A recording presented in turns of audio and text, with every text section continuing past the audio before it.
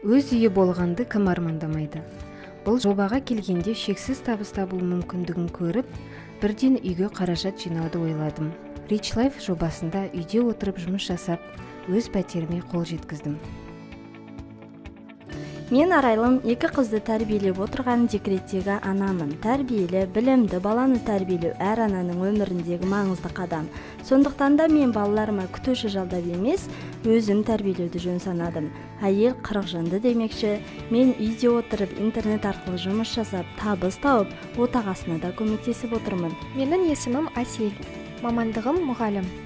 5 жыл мектепте жұмыс жасап, жалдамалы жұмыста қанша жұмыс жасасам да, уақыт және қаржы бәрібір жетпейтініне көзім жетті. Бүгін мен компания есебінен тегін саяхаттап, өз бизнесімді әлемнің кез келген нүктесінен жүргізе аламын.